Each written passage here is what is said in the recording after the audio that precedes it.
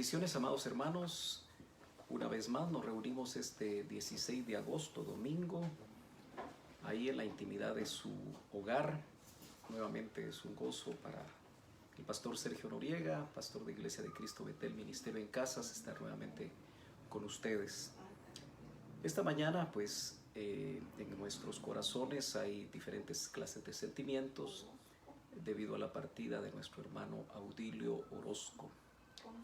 El Señor, al cierre del día de ayer y el inicio de este día, 12 de la noche, nos informó su hija Sandra Orozco de León que había partido con el Señor. Sabemos lo que la Escritura nos indica acerca de la partida de los hijos de Dios. Nos indica que es estimada a sus ojos la muerte de sus santos. También, al saber la noticia, yo le escribí a mi hermana que el Señor me hizo recordar aquella frase que me sorprendió, que en 3 ocasiones aparece en el Antiguo Testamento, que es: murió en buena vejez. Y Abraham murió en buena vejez, Gedeón murió en buena vejez y el rey David murió en buena vejez. Los tres, la Biblia muestra ese hecho. Así que el Señor me puso que también el hermano Audilio había muerto dormido, ¿verdad? Porque eso es lo que nos dice el Nuevo Testamento, en buena vejez. Él ya está en la presencia del Señor. Me hace recordar rápidamente que el hermano Audilio, cuando se inició el discipulado en su casa, él todavía no conocía del Señor. Y desde ese momento empezamos a orar, su discipulador, el hermano Raúl Mazariegos, y este servidor, y creo que toda la familia empezamos a orar. Y pasaron algunos años, me parece 2 o 3 años, antes de que él hiciera su decisión por Cristo. Una vez la hizo, su vida dio un giro completo y el anhelo de su corazón fue agradar al Señor. Recuerdo todavía el primer día que lo vi en la iglesia, en el templo. Se llenó de gozo mi corazón de ver cómo el Señor contesta las oraciones. Sabemos que desde que él nació de nuevo, el Señor empezó un proceso de limpieza, un proceso de ministración, un proceso para podérselo llevar, de acuerdo a cómo Él espera que nosotros podamos partir de este mundo. Fortalecemos en el nombre del Señor y oramos para que el Señor traiga el consuelo a mi hermana Ofelia de Orozco, a mi hermana Sandra, a sus nietos, a sus demás hermanos. Sabemos que hay un hermano que vive en Estados Unidos y anhelamos que el Señor traiga el consuelo y la fortaleza que solamente Él puede traer. Nosotros, los que nos quedamos, dice la palabra que debemos de meditar. Y yo solo quiero recordar a aquellos que ya se sintonizaron, y lo vamos a hacer al final de este mensaje, para que a la 1 en punto usted nuevamente esté pendiente del enlace en el chat de la iglesia para un pequeño culto de despedida de nuestro hermano a la 1 en punto de la tarde. Así que vamos a aprovechar el tiempo. Sea usted bienvenido, nos gozamos que esté con nosotros y sabemos que el Señor sigue trayendo palabra para la necesidad de cada uno.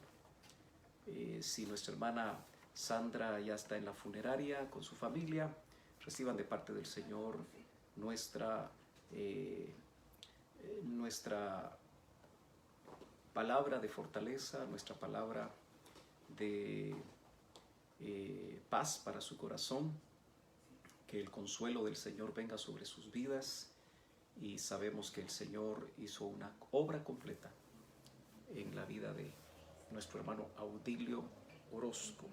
Vamos a orar. Padre, yo te doy gracias en esta preciosa mañana que tú nos das, por la oportunidad, Señor, de poder nuevamente estar juntamente con los miembros de Iglesia de Cristo Betel, Ministerio en Casas, y los hermanos del cuerpo de Cristo, quizá amigos que están sintonizando, que tal vez lo hacen por corto tiempo, pero te pedimos que lo que escuchen venga de lo profundo de tu corazón, Señor, para sus vidas, y que, Señor, siempre creemos que tú envías la palabra por medio de tu Espíritu Santo, bajo la unción de tu Espíritu Santo, para poder, Señor, hacer aquello por lo cual tú la envías. Tú conoces las necesidades, tú conoces los tiempos en los que tus hijos verán este video. Y te pido, Señor, que en cada momento que lo vean, en cada momento que lo escuchen, tu palabra pueda penetrar hasta lo más profundo de su corazón. Oramos por consuelo para la familia Orozco, Señor. Para cada uno de los miembros de la familia, te pedimos, Señor, que tú les fortalezcas y que esperanza, como la que nos indica el apóstol Pablo, venga para sus vidas. Te lo suplicamos en el nombre poderoso de Jesús. Amén y amén. Gracias, Señor, por tus bondades.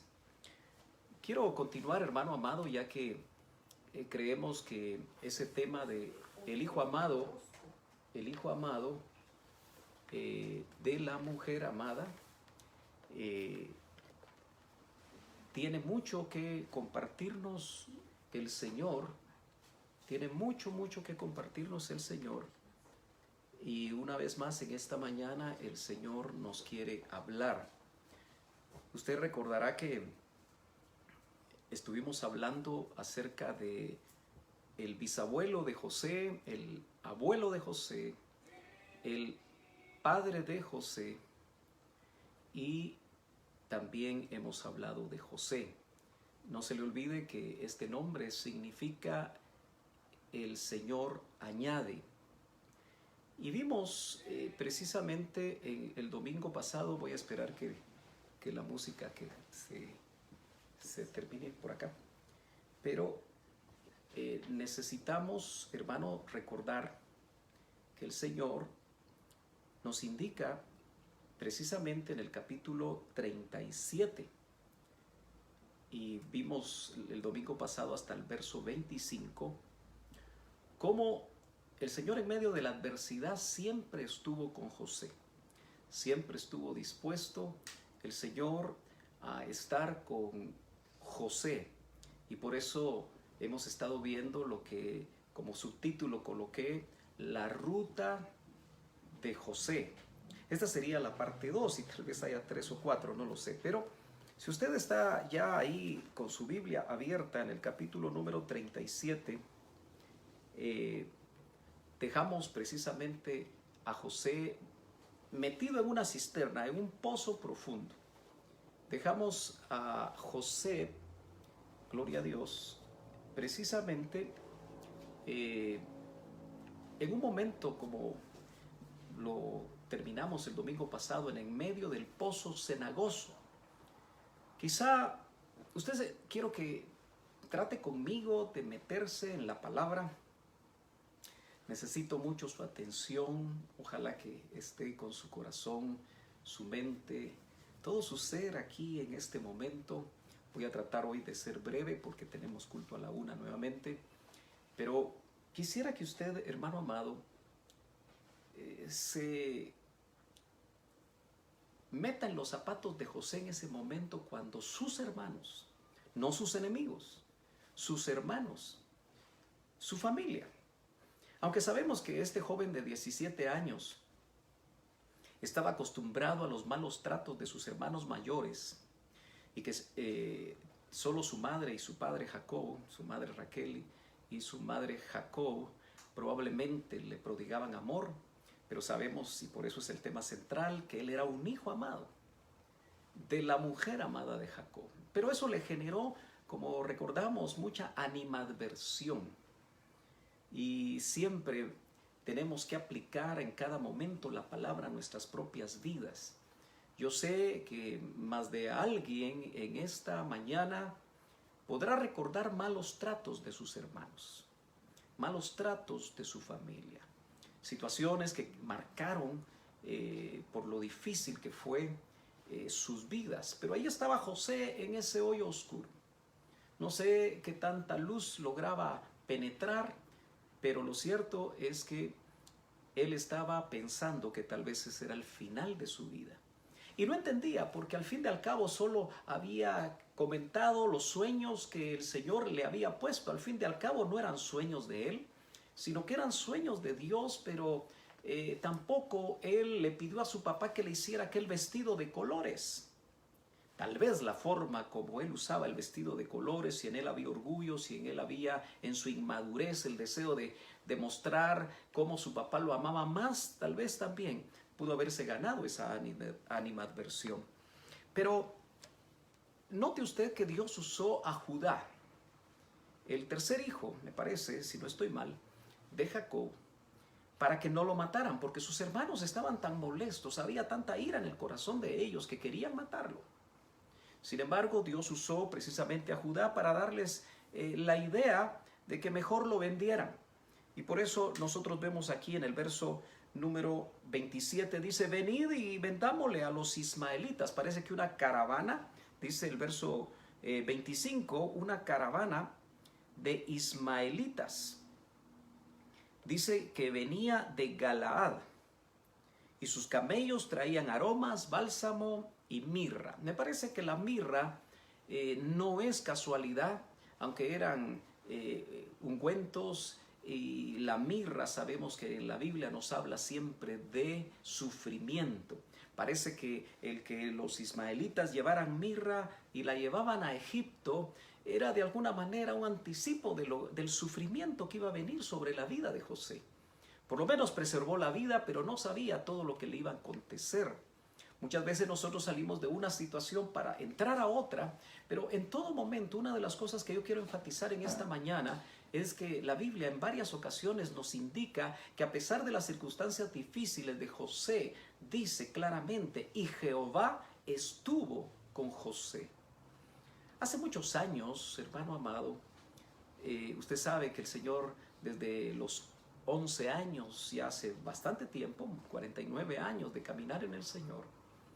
Y desde niño, joven, aprendí algunos cantos que todavía están ahí en mi vida y su letra impactó mi vida.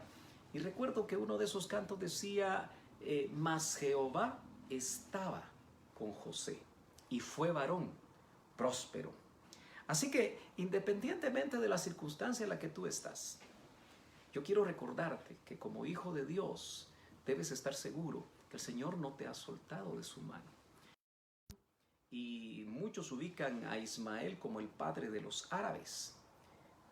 Si nosotros nos vamos nuevamente al bisabuelo de José, el Ismaelazo, como decía nuestro hermano Otto, nuestro recordado pastor que fue de gran bendición para nuestras vidas, él al referirse de cómo Abraham había aceptado el plan de su esposa para tener un hijo, y precisamente fue Agar la que fue, como quien dice, el vientre prestado y tuvo a Ismael sin esperar el plan de Dios. Nunca nos aceleremos para proponer planes humanos, que Dios no está en el asunto para que no venga un Ismaelazo. Entonces todos conocemos esa historia y es interesante y no es casualidad que estos ismaelitas hayan sido, como quien dice, el vehículo por medio del cual Dios preservó la vida de José de manos de sus hermanos. Aunque ni Rubén ni Judá querían que precisamente él muriera, notemos nosotros que los demás hermanos estaban muy interesados en terminar con la vida de él. Es terrible pensar que algún hermano en la carne quiera terminar con la vida de otro hermano. Pero a veces sucede de esa manera. El enemigo a veces toma las almas, toma los pensamientos, toma los corazones. Y yo creo que ahí hay incluso muchas veces algún tipo de opresión demoníaca en ese tipo de cosas. Pero Ismael, fíjese que tengo que recordar que Ismael significa el a quien Dios oye. A quien Dios oye. Y es que yo quiero pensar que José tenía una buena relación con Dios. Su papá Jacob le habrá contado, quizá muy de cerca, todos los detalles de su peregrinación y su regreso a la tierra que el Señor había prometido a sus padres desde su abuelo o bisabuelo de José. Entonces, seguramente como cualquiera de nosotros, al estar en una circunstancia como la que está José ahí en esa cisterna, debe haber orado a Dios. Y debe haber orado con desesperación, debe haber orado con clamor, sabiendo que de esa oración podía depender su vida. Y tal vez no podía ver ni siquiera la luz muy claramente, el lugar haber sido lúgubre o lúgubre. Mire, pues ya tengo que cambiar hasta las palabras, no lo dije bien. Un lugar lúgubre, así con tinieblas, no sé. Pero lo cierto es que el Señor contestó a través de los ismaelitas, cuyo nombre de Ismael, los descendientes de Ismael, dice el que Jehová oye. José fue oído. Y no fue casualidad que ese grupo pasara por ahí. Es interesante que en el verso 25 dice ismaelitas, pero en el verso inmediato, 28, dice madianitas. Y me parece a mí que es muy probable porque venían de la misma rama. Pero Madián significa pelea, significa lucha. Y precisamente eso también le hacía recordar a José que la pelea de sus hermanos lo tenía en ese lugar. Pero para entrar en materia, dice, venid, verso 27, y vendámosle a los ismaelitas, y no sea nuestra mano sobre él, porque él es nuestro hermano y nuestra propia carne. Y sus hermanos convinieron con él. Y cuando pasaban los madianitas, mercaderes, sacaron ellos a José de la cisterna y lo trajeron arriba y vendieron a los ismaelitas por 20 piezas de plata y llevaron a José a Egipto.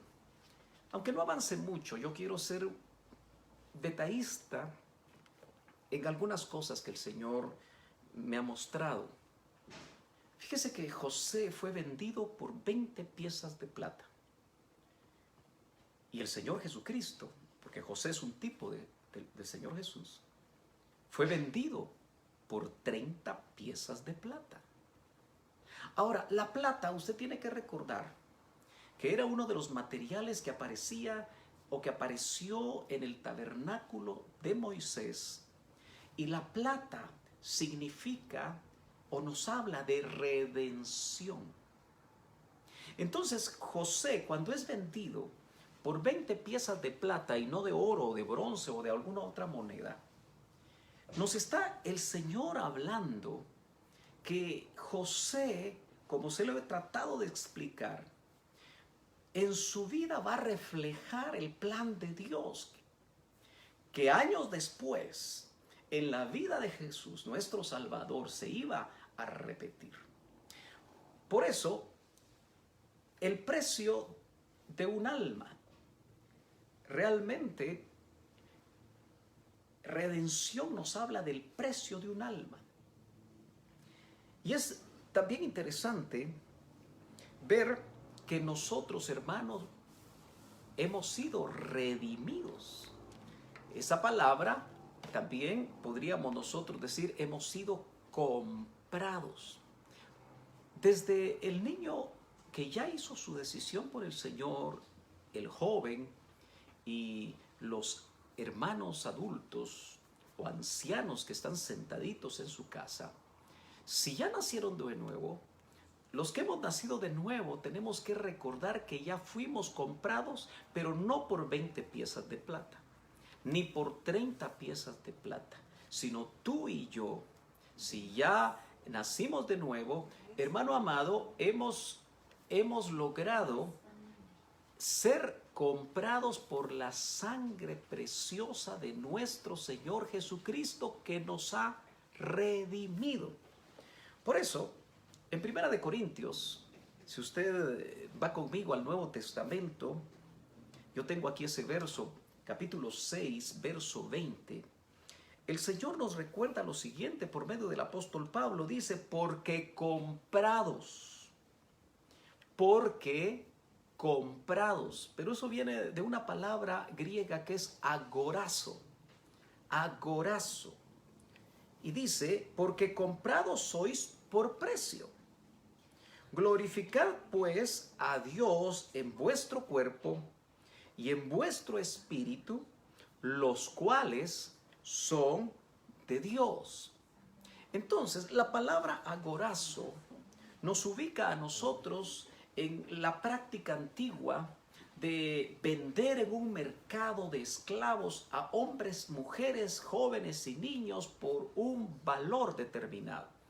Por eso los ismaelitas se llevaron a José por 20 piezas de plata, y la Biblia no dice por cuánto compraron a José en Egipto, pero como eran mercaderes, eran negociantes, no me extrañaría que lo que tuvo que pagar Potifar hayan sido las mismas 30 piezas de plata. No me pida el versículo porque no aparece, solo le digo que si había una ganancia, tuvo que haber sido vendido por más de esas 20 piezas de plata.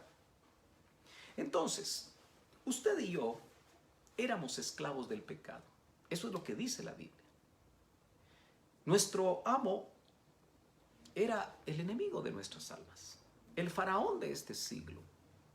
Pero el Señor nos compró a precio de sangre en ese mercado de esclavos. Y por eso Pablo dice, glorificad pues a Dios en vuestro cuerpo. Déjeme decirle algo que puede ser muy punzante, pero a veces usted no tiene anhelos de usar su cuerpo para alabar a Dios. Tiene prejuicios, tiene sus ideas doctrinales, quizá de grupos religiosos tradicionales que en algún momento no le permitían ni siquiera aplaudir. Yo se lo digo porque yo venía de ahí. A mí no me permitían aplaudir en la iglesia donde el Señor me alcanzó y que estuve desde los 11 a los 22 años. Cualquier persona que en determinado momento quisiera aplaudir, todo mundo lo volteaba a ver y lo miraba mal. Ahí es donde el Señor a mí me alcanzó, y tal vez algunos de los que están en este momento recordarán la manera como fueron alcanzados y tendrán que meditar, porque yo viví la falta de libertad al venir de una iglesia de corte tradicional donde no había libertad del espíritu, donde no se creía que la evidencia de hablar en otras lenguas era realmente lo que evidenciaba, por así decirlo nuevamente, el bautismo con el Espíritu Santo. No se creía que los dones del Espíritu eran para este tiempo. Por eso les llamamos iglesias de corte tradicional. Pero si tú vienes de una iglesia de corte tradicional y eso te ha restado la libertad al día de hoy de usar tu cuerpo para levantar tus manos, para aplaudir al Señor, para saltar en los momentos de júbilo, yo te quiero decir, sé libre en el nombre de Jesús. Porque ya tu cuerpo no es tuyo, porque dice, glorificad pues a Dios en vuestro cuerpo y en vuestro espíritu, los cuales son de Dios. Por supuesto, usted puede notar, si es acucioso, que aquí no dice alma, porque el alma, hermano, todavía es nuestra, porque cada día, a través de la entrega de la voluntad, a través de la administración y de la liberación del alma, nosotros estamos quitando el alma de nuestra posesión para írsela dando al Señor. Pero obviamente ese es otro tema. Entonces, algo que yo quiero que usted vea también es que creo yo que no es casualidad que a donde iban los ismaelitas, que dentro de lo que llevaban para vender era mirra, que nos habla del sufrimiento que iba a vivir precisamente José. Y por eso recordará usted que en la misma cruz del Calvario, ese instrumento terrible de dolor y sufrimiento y muerte en el que nuestro amado Jesucristo murió por usted y murió por mí, donde nosotros merecíamos eso. No se le olvide que nosotros, por causa del pecado, merecíamos la muerte. Por cuanto todos pecaron, dice Romanos 3:23, estamos destituidos de la gloria de Dios. Y Romanos 6:23 dice, la paga del pecado es muerte. Eso no necesita mayor explicación. Mas el regalo, la dádiva de Dios en Cristo Jesús es la vida eterna. Entonces nosotros tenemos que recordar que no es casualidad, hermano amado, que ellos iban precisamente a Egipto. Y el Señor Jesús en esa cruz le dieron vinagre con algo de mirra para que aparentemente eso ayudaba en los dolores del que estaba siendo crucificado, pero usted recordará que Él solamente lo prueba, pero no permite que la amargura de eso entre a su corazón. Eso indica que en estos tiempos de sufrimiento, en estos tiempos de prueba, en estos tiempos de tentación, en estos tiempos difíciles, hermano amado, no permitas amargura. Joven amado, señorita amada, no permitas amargura en tu corazón. Ahora, es interesante, hermano, que Egipto significa doble estrecho, doblemente estrecho. Pero hay varias acepciones acerca de Egipto que nos indica también, hermanos, que Egipto se puede traducir como, fíjese qué llamativo, me parece que ese léxico, yo estuve solicitándole a mi hermano Esaú, que tiene un léxico en inglés, que me ayudara, y me llama mucho la atención que precisamente, déjeme ver dónde lo puse, debe estar en alguna parte, significa negro, recuerdo, ¿sí? Significa, yo lo voy a encontrar, por aquí, lamentablemente mi memoria ya no es tan buena como antes, pero es interesante que una de las cosas quizá más importantes aquí es que Egipto, su nombre significa estrecho, doblemente estrecho. Eso me habla a mí precisamente de prueba. Eso me habla a mí de situaciones difíciles que el Señor de alguna manera está permitiendo precisamente en nuestras vidas. Ahora, hablando de redención, hablando de ser comprados con la preciosa sangre de nuestro Señor Jesucristo, Apocalipsis capítulo 5 y verso 9 dice: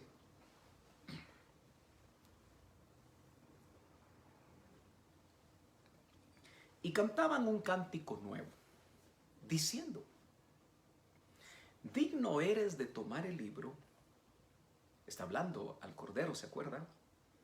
Y de abrir sus sellos. Hoy esto es muy actual. Porque tú fuiste inmolado, eso fue en la cruz, y nos has redimido, nos has comprado, otra vez agorazo, para Dios. Fíjese que nosotros fuimos comprados para Dios.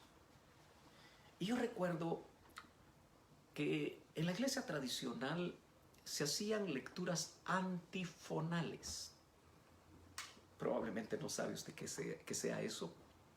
Pero la lectura antifonal que se hacía en los programas de las iglesias tradicionales, el que estaba dirigiendo el culto leía un verso y todos los demás hermanos leían el siguiente. Eso se le llama una lectura antifonal. Y a veces se leían salmos, a veces se leían porciones de la Escritura. Y recuerdo que en alguna de ellas dice: porque ya tú nos compraste con tu sangre, que es Apocalipsis 5:9. Pero en una de esas lecturas, que no recuerdo el verso, desde joven yo tenía muy claro que yo ya no era mío, yo ya no me pertenecía a mí mismo, porque había sido comprado. Ya no era dueño de mí mismo. Y yo no sé si en estos días los jóvenes, los niños, los adultos estamos recordando que a nosotros nos compraron para ya no ser siervos del mundo, mucho menos del enemigo de nuestras almas. Tu vida no te pertenece. Fíjese que el que era comprado como un doulos, como un esclavo, el dueño era dueño completamente de su vida. Y nosotros se nos olvida cuando queremos tomar nuestras propias decisiones, cuando queremos hacer nuestros propios planes, cuando decimos: conmigo no se metan. Y a veces se lo decimos a Dios. Se nos olvida que si ya nacimos de nuevo, Él nos compró con su sangre. Y dice: y nos has comprado, nos has redimido para Dios con tu sangre, de todo linaje, lengua y nación.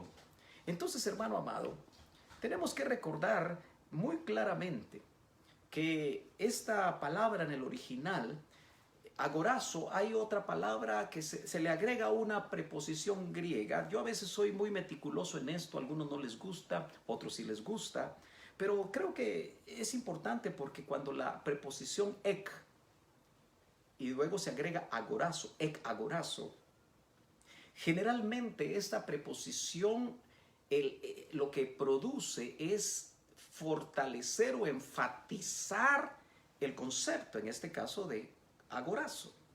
Y significa comprar afuera. Usted fue comprado del mercado donde el enemigo era su dueño y lo trajeron afuera. Por eso eclesía, iglesia. Hoy que tenemos que redefinir el término iglesia, es de todos aquellos, es la congregación de los que fueron sacados de un lugar afuera, los que fueron trasladados de las tinieblas, trasladados al reino de su luz. Entonces, dice, se usa especialmente de comprar a un esclavo con vistas a otorgarle la libertad. Es maravilloso que cuando el Señor produce el nuevo nacimiento en nosotros, una de las primeras cosas que sucede es que ya no somos esclavos del enemigo ni somos esclavos del mundo, no deberíamos de ser esclavos del pecado. Y nos dan la libertad para que nosotros ahora escojamos hacer lo que le agrada a Dios. Tristemente, muchas personas no les interesa agradar a Dios. Espero que no sea el caso suyo. En Gálatas 3:13, solo se lo leo rapidito, donde aparece otra vez exagorazo. Dice, Cristo nos redimió o nos compró de la maldición de la ley, hecho por nosotros maldición, porque está escrito, maldito cualquiera que es colgado de un madero. El Señor se hizo maldición en la cruz del Calvario para que nosotros fuéramos bendición, para que nosotros recibiéramos bendición. Y esto hay que recordarlo, porque José fue comprado por 20 piezas de plata y ahí se está dibujando lo que el Señor a través de los años iba a hacer por cada uno de nosotros. Pero dejamos a José en su ruta, lo dejamos en Egipto, en el lugar de la prueba, en el lugar de la estrechez doble. Yo no sé si usted se siente hoy estrecho, si hoy se siente usted probado.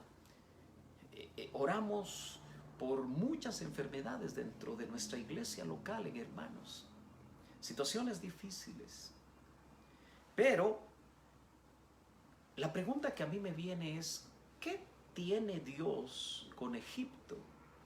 Que hizo que Abraham, cuando hubo estrechez, cuando hubo problemas, cuando hubo hambre, tuviera que ir a Egipto. El bisabuelo de José fue a Egipto y ahí fue probado. Usted conoce bien la historia, no tengo tiempo para recordársela, pero sí la puede leer en Génesis capítulo 12. Isaac también, como que en esas tierras, en esos tiempos, cíclicamente había hambre, o el Señor la permitía para probar, en este caso a sus patriarcas. Isaac se recordó que Abraham en tiempos de hambre se fue a Egipto, al lugar de la prueba, al lugar de la estrechez, pretendiendo tal vez obtener la comida física.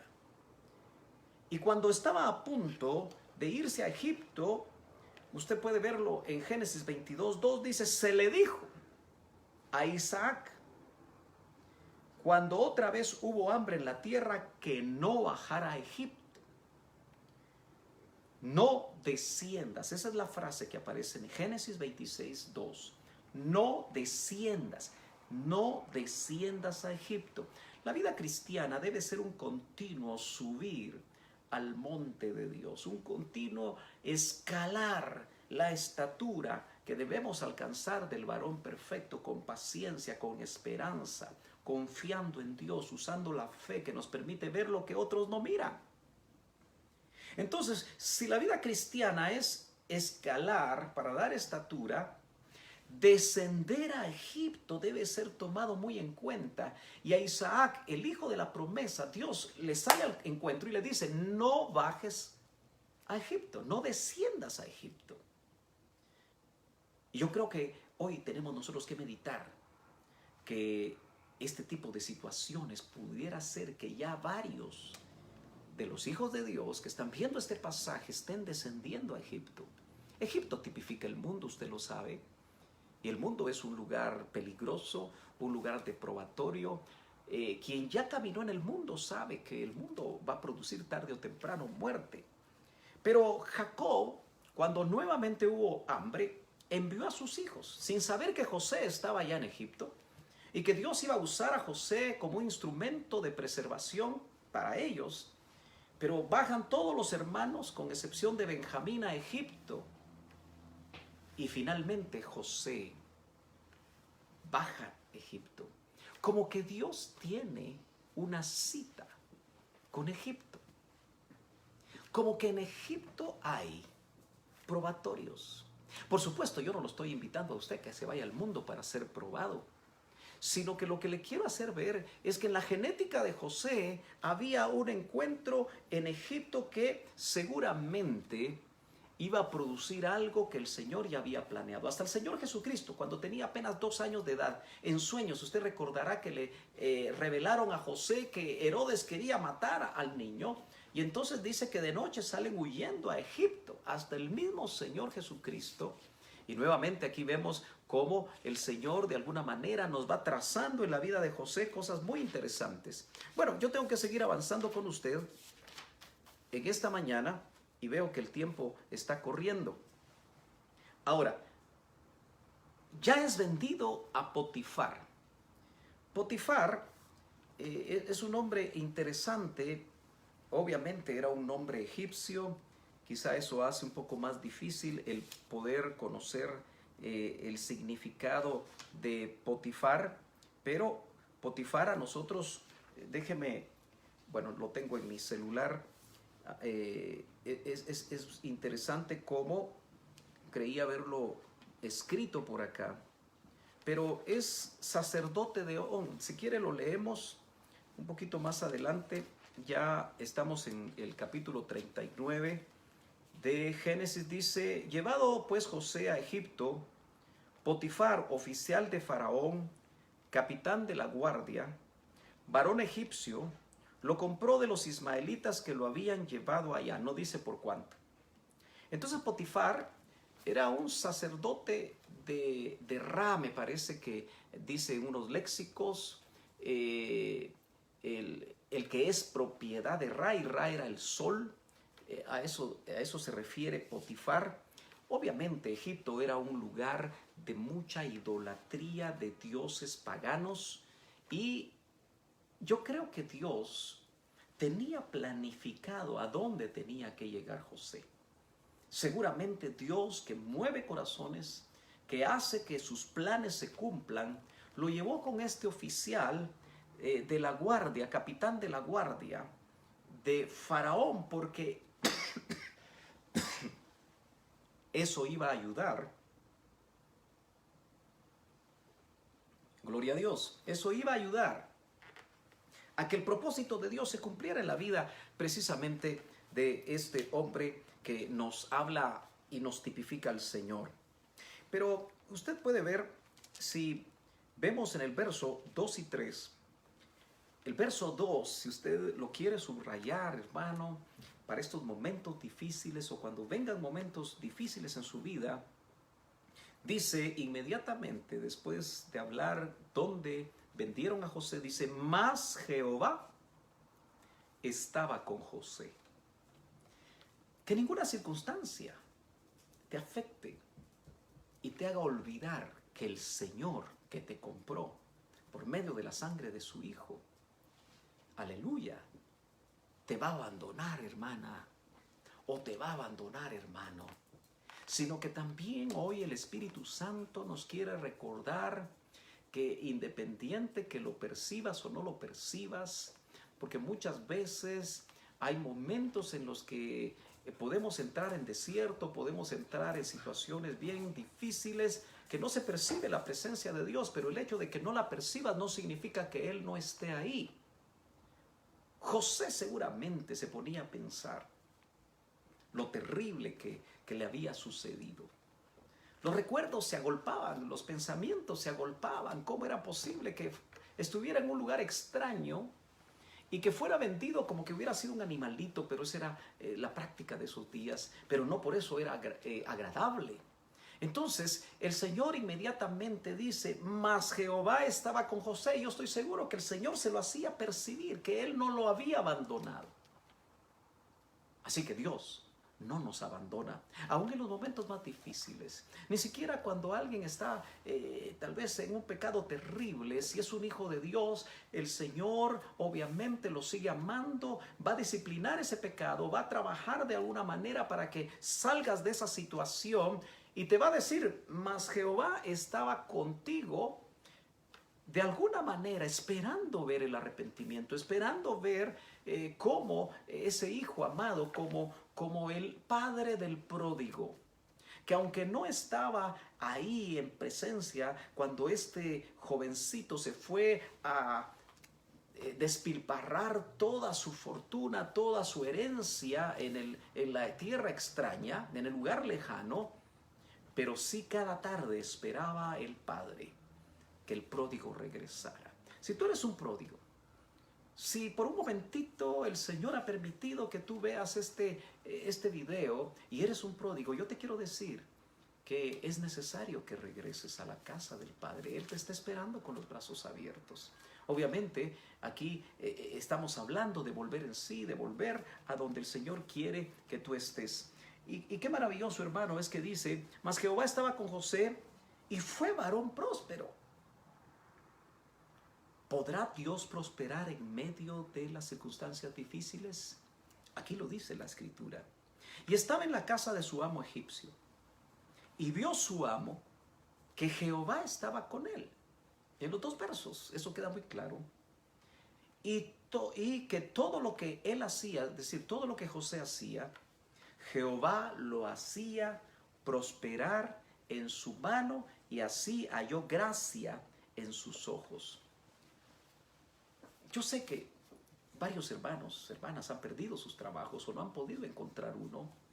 Tal vez estaban sin un trabajo antes de la pandemia y ahora ha sido todavía más difícil obtener un trabajo y quizá han habido situaciones bien complicadas, pero tú debes pedirle al Señor hallar gracia, enviar tus currículums, orar, tocar puertas para que en el lugar donde Dios te quiere llevar, porque sus planes siempre son buenos para nosotros, halles gracia. Fíjate que yo quiero hacer énfasis en eso porque no es tu esfuerzo. A veces nosotros creemos que es nuestro currículum o nuestra experiencia, nuestro expertise en alguna materia laboral, algún oficio, pero no es tanto eso. Dios va a usar eso, por supuesto, pero lo más importante es que tú halles gracia delante de Dios, como José, y delante de los hombres, para que veas cómo Dios puede respaldarte. Una de las cosas que me hacía meditar el Señor al leer esto en el verso 4 es que dice, así halló gracia en sus ojos, pero mira cuál era el papel de José, y le servía. El Señor me hizo pensar, me hizo recordar que muchos de los hijos de Dios que trabajan y que tienen un empleo, tienen alguna profesión, trabajan para alguien, o aun cuando trabajan como pequeños empresarios o medianos empresarios, no se nos tiene que olvidar lo que dice la Escritura en cuanto al servicio. Porque el hecho de que José sirviera hizo que lo pusiera Potifar como mayordomo de su casa, lo elevó, lo compra, pasa cierto tiempo, mira cómo Dios lo respalda, pero una cosa era que Dios lo respaldara, pero otra cosa era la disposición de José de servir. Y a veces nosotros, hermanos amados, estamos en trabajos donde tal vez no nos gustan los trabajos, tal vez no nos gustan las disposiciones que hay. A veces está solamente por un sueldo y hay una mala actitud. Los hijos de Dios, dice Pablo, tanto en Efesios 6 como en Colosenses 3, que debemos de servir como al Señor. Eso cambia completamente las cosas. Cuando tu trabajo te aburre, cuando tu trabajo es pesado, cuando tu trabajo es una carga, Cuando tú haces como el famoso negrito del batey, que para el famoso negrito del batey el trabajo es un enemigo. Cuando tienes esa actitud, no esperes que te suban de puesto. No esperen que te den aumentos de sueldo. No esperen que te tomen en cuenta. Pero lo importante es que nosotros debemos de recordar que como hijos de Dios, según lo que el apóstol Pablo nos habla, es que debemos de tener una buena disposición a servir. No jineteemos el horario que tenemos de trabajo. Si es a las 9, llega 5 o 10 minutos antes. Si vas a salir a las 4 de la tarde, sal o en punto o 5 minutos después. Pero no empieces una hora antes a ver cómo te escapas y cómo haces esto, cómo haces lo otro, porque esa no es una buena actitud. Si tú quieres que el Señor levante tu cabeza como lo hizo con José y que respalde la obra de tus manos, también sé responsable y ten un anhelo de servicio, porque la clave es que tú no veas a tu jefe como un energúmeno, aunque lo sea, sino que tú veas en tu jefe como el Señor, porque dice, el que sirve, sirva, el que trabaja, trabaje como para el Señor. Y eso, hermano amado, involucra también el servicio en la congregación. Hoy no estamos reuniéndonos ni teniendo la oportunidad maravillosa de servir a otros. Lo hacemos de la manera como se pueda hacer. Yo sé que el tiempo corre, he avanzado poco, pero hermano amado, creo que es importante lo que estamos viendo. Ahora, del verso 6 al verso 19 del capítulo 39 de Génesis vemos la tentación, la prueba que tuvo José. Nota, dice el verso número 6, que José era de hermoso semblante y bella presencia. Así que José, como decimos de una manera un poquito jocosa, paraba el tráfico. Y la esposa de Potifar, algunas versiones llaman la atención que dice que Potifar era un eunuco. Si tú te pones a estudiar, algunas no traducen oficial, sino dicen eunuco. Tal vez porque los eunucos estaban en las cortes reales. Pero independientemente de que lo fuera o no, porque tú sabes lo que eso significa, quizá eso hacía que la esposa estuviera tratando de, cuando vio a José y lo vio de buen semblante, quiso realmente, como dice claramente la escritura, tener relaciones con él. Quería que se acostara con ella, pero fácilmente nosotros leemos todo esto y lo conocemos. Y una de las cosas interesantes en el verso 10 es que dice, hablando ella a José cada día, hermano, lo asediaba. Si en estos tiempos José hubiera podido echar mano de la ley de acoso sexual, hubiera ganado, porque lo acosaba. Dice que cada día ella lo acosaba. Ahora, nota tú que esto fue en Egipto. La tentación fue en Egipto. Por eso, jóvenes, hermanos amados, no permitamos bajar a Egipto. Porque una de las cosas que yo meditaba es que en Egipto, el mundo, hay mucha tentación ahora de tipo sexual. Claro, los tiempos han sido difíciles en todos los momentos, pero hoy creo que es más que nunca. Por eso, esa actitud, porque tú puedes estar ahí sentadito, hermano, oyendo. Tal vez porque te tiene ahí a la fuerza tu papá o tu mamá. No, usted va a oír la palabra del Señor, pero hermano, no estás por casualidad, porque a veces estamos sentados y nuestra mente está en otras cosas. Estamos descendiendo a Egipto si nosotros nos descuidamos. Así que este hombre, José, ya no tenía 17 años, quizá ya tenía 20, no sé. Pero una edad donde las hormonas están exacerbadas.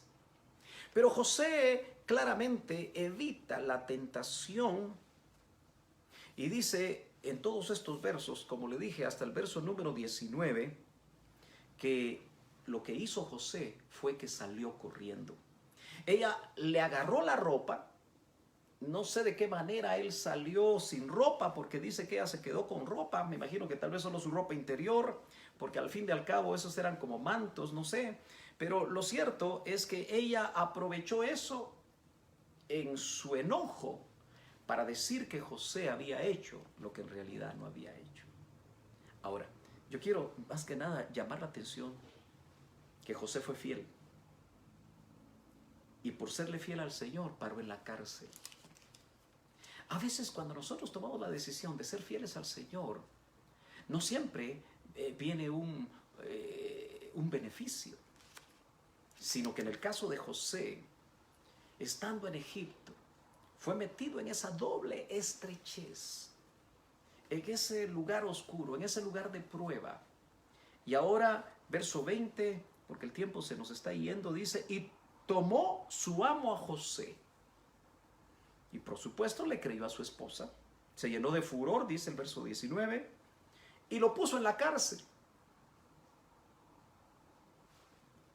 Yo quiero que usted por un momento se detenga a pensar. José fue enviado por su padre para ver dónde estaban sus hermanos. Iba con su tremendo vestido de colores. Sus hermanos se lo quitan, lo echan a un pozo. Él cree que van a morir. Lo venden, lo compra Potifar. Pasan los meses, quizá Potifar se da cuenta cómo Dios respalda a José, lo pone de mayordomo, la mujer lo asedia sexualmente, y aunque él fue fiel y se mantuvo libre de la tentación, lo calumnian, lo acusan y ahora para en la cárcel. Pero yo quiero que usted, hermano amado, vea lo que dice el verso 20. Y tomó su amo José y lo puso en la cárcel donde estaban los presos del rey. Eso era plan de Dios. No fue cualquier cárcel, sino lo pusieron en la cárcel donde estaban los presos del rey. Y estuvo ahí en la cárcel. Pero mire lo que dice el verso 21. Pero Jehová estaba con José. El Señor estaba con José en el cisterna, en el hoyo. Jehová estaba con José cuando los ismaelitas lo llevaron a Egipto. Jehová estaba con José cuando José estaba y fue vendido como esclavo en la casa de Potifar. Y conforme más parecía que iba degradándose su situación, vemos que la Biblia dice, pero Jehová estaba con José. Yo no sé qué es lo que estás pensando en este momento. Yo no sé qué es lo que el Espíritu Santo te está hablando. Yo no sé si no tienes para pagar mañana. Quizá situaciones difíciles económicas, escasez económica. No sé si estás en una gravedad, enfermedad, tú o algún familiar cercano a quien amas, o algún amigo, algún compañero de trabajo, o estás en cuarentena en cualquier parte del mundo porque de alguna manera es un familiar cercano dio positivo y las leyes obligan a que estés en cuarentena y tal vez con las zozobras si te va a dar o no te va a dar. No sé cuál es tu situación, pero ¿sabes qué? Donde estés, donde te encuentres, yo sí te puedo decir con toda libertad y con autoridad de Dios, te puedo decir, más Jehová en esa situación está contigo. Aunque no lo percibas, Él ha prometido estar con nosotros. Así se lo dijo a sus discípulos. Aquí yo estoy con vosotros todos los días hasta el fin del mundo. En ese verso 21 también vemos que nuevamente dice que le extendió el Señor a José su misericordia. Nosotros necesitamos que Dios hoy nos extienda su misericordia. Y le dio gracia. Es Dios el que da gracia en los ojos del jefe de la cárcel. Tienes problemas laborales, pídele al Señor muy específicamente que te dé gracia ante tu jefe, que te dé gracia ante las personas con las que te relacionas, con las que haces negocios. Que Dios te dé gracia porque esa viene de parte de Dios. Aleluya. Entonces, es interesante si vamos al verso 23, que dice, no necesitaba atender el jefe de la cárcel cosa alguna. Cuando Dios ve que nosotros estamos dispuestos a hacer lo que Él nos pide y estamos en esa disposición de servir, Él levanta nuestra cabeza. La cabeza de José había sido levantada una y otra vez. Tu propia cabeza va a ser levantada. Porque, hermano amado, el plan de Dios no es que tú seas cola. Dios quiere que tú y yo seamos cabeza. Y cuando muchos están tratando hasta de urdir planes en contra de nosotros en determinado momento, recuerda que Dios va a levantar tu cabeza como se la levantó a José, porque el Señor, el nombre de José es que el Señor añade, y eso es lo que hacía el Señor. Dice, porque Jehová estaba con José, verso 23, parte final, y lo que él hacía, Jehová lo prosperaba, pero en medio de la prueba. El Señor estaba con él, lo llenaba de su misericordia y de su gracia, lo prosperaba, pero no olvidemos que estaba privado de su libertad. A veces hay hijos de Dios que paran en una cárcel, literal, por diferentes razones, por falsas acusaciones o por hechos delictivos que en algún momento al descender a Egipto permitieron en su vida. Y quizá alguno de ellos en algún momento este video pueda llegar. Yo te quiero decir que ahí Dios te va a prosperar. Ahí Dios va a levantar tu cabeza. Y si tú te arrepientes de lo que hiciste, y si tú te arrepientes, el Señor va a levantar tu cabeza. Son las 12. Sé que a la 1 tenemos un culto. Déjeme unos 5 o 10 minutos para que nos volvamos a ver a la 1 de la tarde. Pero yo quiero tratar de terminar viendo cómo ahí en la cárcel, con eso voy a terminar, se encuentra con dos funcionarios del rey: el jefe de los coperos y el jefe de los panaderos. Ellos mismos vieron cómo el carcelero, el jefe de la cárcel, le entregó como mayordomo de la cárcel a José. Pero dice que en una ocasión los vio tristes.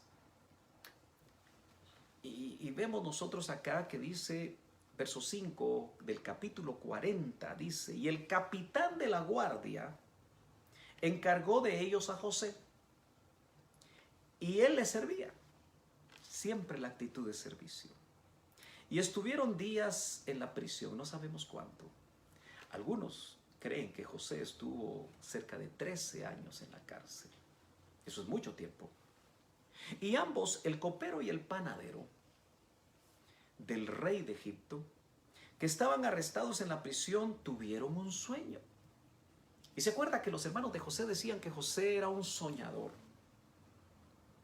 Y aunque no les gustó los sueños de Dios para la vida de José, notamos nosotros que el Señor le había permitido el don de interpretar esos sueños. Y obviamente, aunque nosotros no vemos en el Nuevo Testamento un don del Espíritu de interpretación de sueños, sabemos que el Señor sigue hablando por sueños. Y cuando son sueños de Él, Él de alguna manera da las interpretaciones. Pero no quiero perder la oportunidad de leer esa nota que le dije que el hermano Tito Ríos había compartido el viernes 14. Y se lo voy a leer rapidito en unos 2 minutos.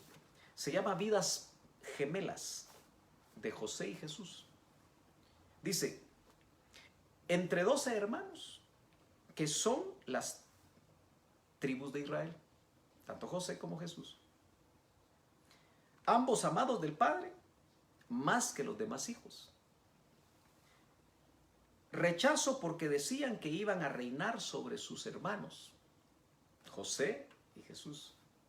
Vendidos por sus hermanos, dados por muertos en lo oscuro de un hoyo, muertos en la mente del Padre, probados sin caída en la tentación, en medio de 2 reos de muerte, un salvo y un condenado.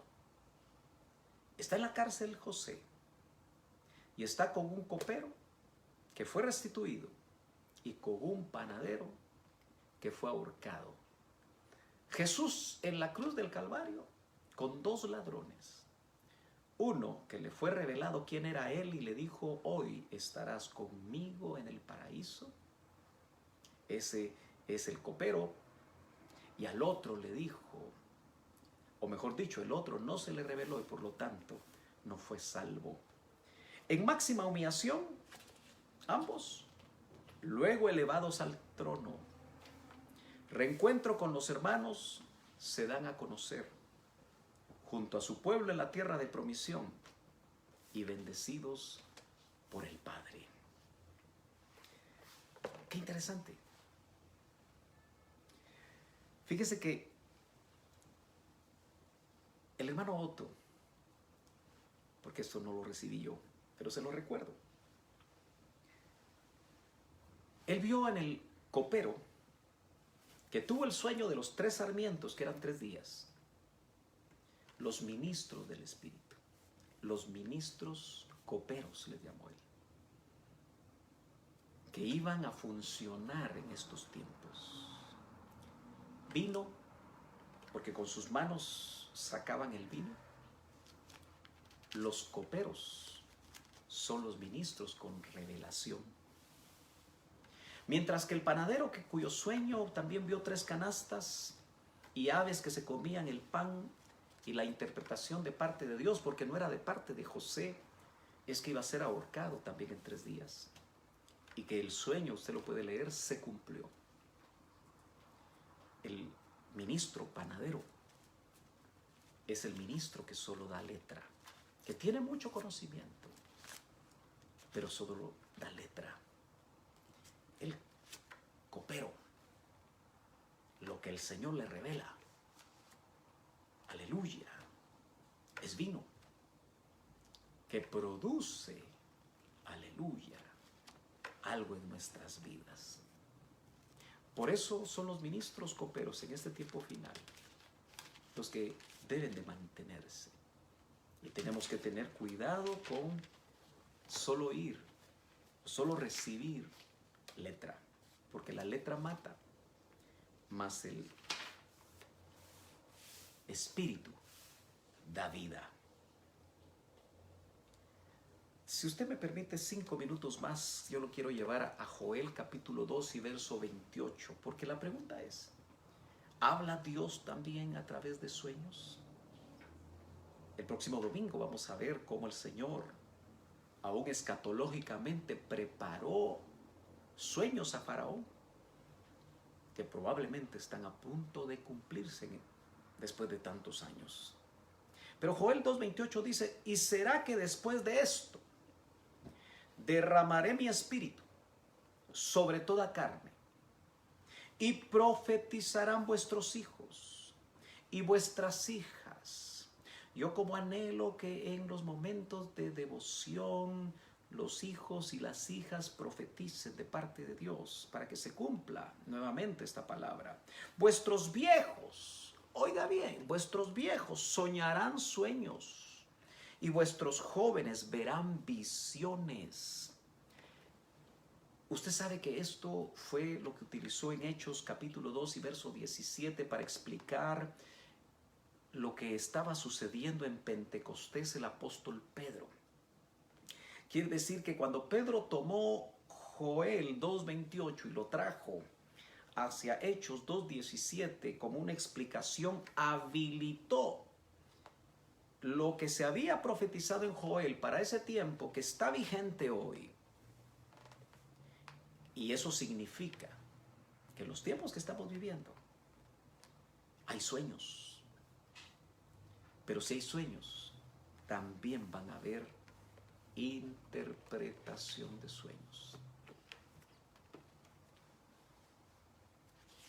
Cuando sale el copero, dice el último verso 23 del capítulo 40 de Génesis, y el jefe de los coperos no se acordó de José, sino que lo olvidó. Nuevamente José, al ver que sus sueños se habían cumplido y que le había pedido a este funcionario que se acordara de él, que intercediera por él, porque él era inocente, Dios permitió que este oficial restituido se olvidara de José, porque Dios siempre, aún en el tiempo de la prueba, qué tan largo, qué tan corto es la prueba, tiene un plan. Y Dios estaba esperando los momentos. Dios interrumpe los cronos para abrir un kairos en la vida ahora de todo Egipto, en la vida de Faraón, en la vida de José y aún en la vida de Jacob, su padre y sus hermanos, que en el próximo domingo vamos a ver. Pero en esta mañana, en esta tarde ya, yo quiero otra vez atraer tu atención a que Jehová en la prueba va a estar con nosotros. Eso lo ha prometido y Él lo que promete lo cumple.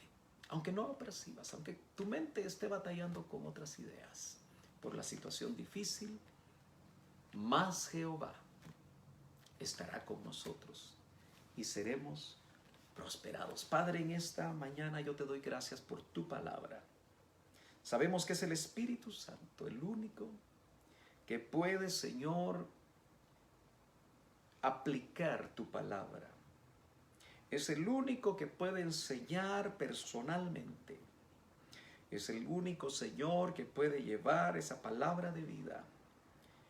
Y según la necesidad de cada uno, Señor, hacerla rema. Yo te pido que esa palabra rema, en el nombre de Jesús, que sea, Señor, como vino que produce gozo, como vino que fortalece. Que esa palabra, esa revelación personal que el Espíritu Santo a lo largo de este tiempo, Señor, en este momento está sacando a luz para atesorarlo de una manera personal, para producir fe y para poder traer consuelo, para traer fortaleza, para traer liberación, para traer, Señor, consuelo, exhortación, aquello que necesitamos sea una realidad. Te pedimos, Señor, una vez más por fortaleza para la familia Orozco, que en este momento están ahí, Señor, en la funeraria. Mientras tenemos la oportunidad de unirnos con ellos a través de estos medios, te pido, Señor, que tú los fortalezcas y que tú te glorifiques.